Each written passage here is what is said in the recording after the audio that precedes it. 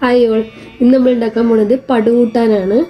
ഇത് നമ്മൾ തൊടിയിലൊക്കെ അവൈലബിൾ ആയിട്ടുള്ള സാധനങ്ങളൊക്കെ വെച്ചുണ്ടാക്കുന്ന കൂട്ടാനായതുകൊണ്ടാണ് ഇതിൻ്റെ പേര് പടുകൂട്ടാനുള്ളത്. ഇത് ഭയങ്കര നൊസ്റ്റാൾജിക് ആയിട്ടുള്ളൊരു കൂട്ടാനാണ്.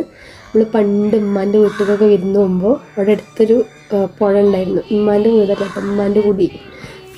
അവിടെ പുഴ ഉണ്ടായിരുന്നു. പുഴയ്ക്ക് ചടം മുമ്പ് അതിൻ്റെ മുന്നേ നന്നായിട്ട് കഞ്ഞി കുടിക്കണം. അപ്പോൾ ആ കഞ്ഞിൻ്റെ കൂടെ ഉണ്ടായിരുന്ന ഒരു കൂട്ടാനാണിത്. പിന്നെ ഇതിലിങ്ങനെ ഈ ചേമ്പൊക്കെ ഉണ്ടാവും. അപ്പോൾ ആ ചേമ്പ് ഇങ്ങനെ ഈർക്കിളിയിൽ കുത്തിത്തിട്ട് കുട്ടികൾക്ക് ലോലിപ്പോപ്പും വരി ഇങ്ങനെ കൊടുക്കും.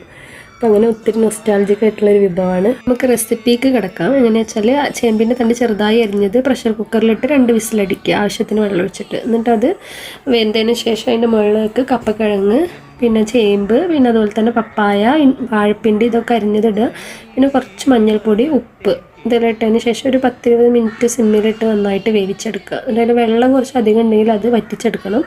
അതിന് ശേഷം അതിക്കൊരു അരപ്പ് തയ്യാറാക്കണം. തേങ്ങയും ചെറിയ ഉള്ളി, ജീരകം, പിന്നെ കാന്താരി മുളക് ഇതെല്ലാം കൂടി മിക്സിയിൽ അരച്ചതിന് ശേഷം അതിലേക്ക് ഒഴിച്ച് ഒന്ന് വേവിക്കുക. എന്നിട്ട് അതിൻ്റെ മേലെ കുറച്ച് പച്ച വെളിച്ചെണ്ണ ഒഴിക്കുക. അതിൽ കടുകൊന്നും തളിക്കേണ്ട. നല്ല അടിപൊളി കൂട്ടാനാണ്. എല്ലാവരും ഒന്ന് ട്രൈ ചെയ്ത് നോക്കുക.